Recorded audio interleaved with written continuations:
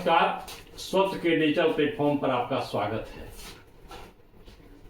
Islamic शासन का पर्याय वक्फ बोर्ड की दादागिरी अंततः समाप्त हो गई। इसकी कुख्यात 44 धाराएं काल कवलित हो गई हैं। संसद में बहस के दौरान यह स्पष्ट हो गया कि वक्फ बोर्ड कोई धार्मिक संस्था नहीं बल्कि एक वैधानिक संस्था है, लेकिन इसका प्रचार धार्मिक संस्था के रूप में किया गया था और इसके राजनीतिक लाभ भी लेने के प्रयास होते रहे। इसी आधार पर वक्फ माफियाओं ने भारत के में कम्युनल वायलेंस का माहौल तैयार कर दिया था। इनका प्रयास भारत को अस्थिर करने का रहा है। विभाजन के लिए भारत के बिहार, उत्तर प्रदेश और बंगाल में ही सबसे ज्यादा हिंसक उपद्रव हुआ था, लेकिन विभाजन के बाद इन प्रदेशों के मुसलमान पाकिस्तान जाने की जगह भारत में ही रह गए। मुसलमान भारत की दूसरी बड़ी आबादी है, लेकिन प्रचार यह किया गया कि ये अल्पसंख्यक हैं। भारत के मुसलमानों ने अपने वोट की ताकत को पहचाना और जिसकी सरकार चाही उसकी बनवाई। कांग्रेस ने मुस्लिम तुष्टीकरण की घातक नीति अपनाई। इसी नीति के तहत विभाजित भारत में प्रधानमंत्री नेहरू ने वक्फ बोर्ड बना दिया। नेहरू के मुस्लिम तुष्टीकरण की यह नीति उनकी पुत्री इंदिरा गांधी और उनके नाती राजीव गांधी ने भी जारी रखा। इंदिरा ने 1984 में तो राजीव गांधी ने 1988 में इस बोर्ड को कानून बनाकर ताकत दी। इसके बाद नरसिम्हा राव की कांग्रेस सरकार ने इसे भारत के सारे कानून से ऊपर बना डाला। इसके बाद भारत के लाखों एकड़ जमीन को इस्लामिक माफिया गिरोह के हाथों में दे देने का जो षड्यंत्र शुरू हुआ, उससे गरीब और अमीर सभी हिंदू त्रस्त हो गए।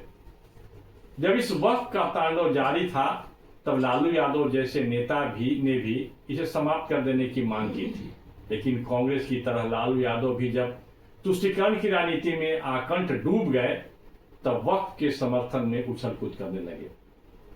इसके बावजूद वक्फ बोर्ड को लेकर के अभियान चला। संविधान की आत्मा को कुचलकर बनाए गए वक्फ बोर्ड के कारण भारत में 8 लाख एकड़ से अधिक जमीन भारत सरकार की पहुंच से बाहर थी।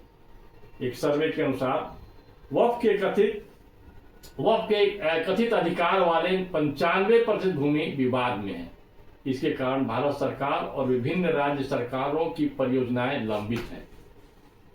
वक्फ के अनैतिक और गैर संवैधानिक अधिकार को समाप्त होने के बाद भूमिहीन गरीबों को आवास देने की योजना में भी तेजी आने की संभावना है।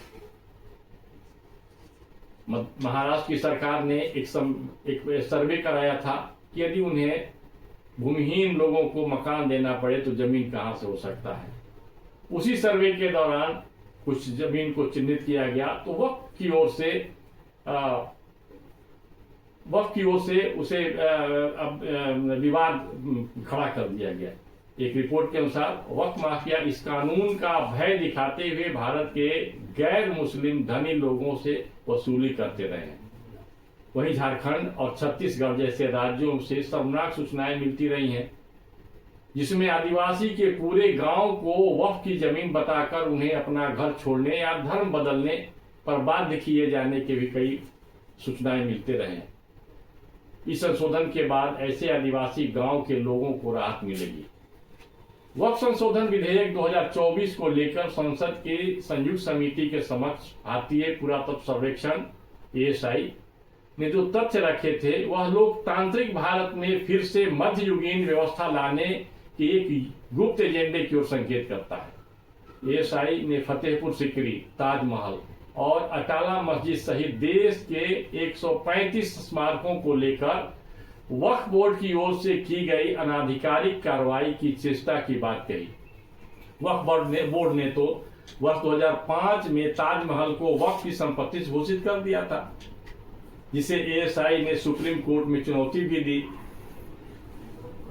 एयरपोर्ट, संसद भवन जैसे स्थानों को भी वक्फ की संपत्ति बताने की हिम्मत होने लगी थी। संसद यानी भारत की सबसे बड़ी पंचायत की समिति ने वक्फ बोर्ड अधिनियम में बदलाव के पूर्व सर्वेक्षण किया। उसके लिए विशिष्ट लोगों की राय जानने का प्रयास किया गया। वक्फ बोर्ड से संबंधित कानून में बदलाव के पूर्व विचार के लिए बनाई गई संयुक्त संसदीय समिति की बैठक में हंगामे और हिंसक उपद्रव भी हुए। समिति ने इस कानून से जुड़े वैधानिक और सामाजिक मामलों के संबंध में विमर्श के लिए विशेषज्ञों से मंत्रणा का सिलसिला शुरू किया था। समिति के बैठक के दौरान रिटायर्ड जस्टिस गांगुली इस कानून की आवश्यकता पर अपना विचार व्यक्त कर रहे थे, तभी टीएमसी तृणमूल कांग्रेस के सांसद कल्याण बनर्जी आपे से बाहर हो गए। गुस्से में पानी की बोतल इस कदर टेबल पर पटकी कि वह चकनाचूर हो गया। कांच के टूटे हुए बोतल को उन्होंने जेपीसी के अध्यक्ष जगदंबिका पाल की ओर फेंक दिया था। इसे क्या समझा जाए? इसे आक्रमण, हिंसक आक्रमण ही तो समझा जाना चाहिए। जगदंबिका पाल बाल बाल बच गए थे। फिलहाल मुस्लिम तुष्टीकरण की घटिया राजनीति पराकाष्ठा पर है।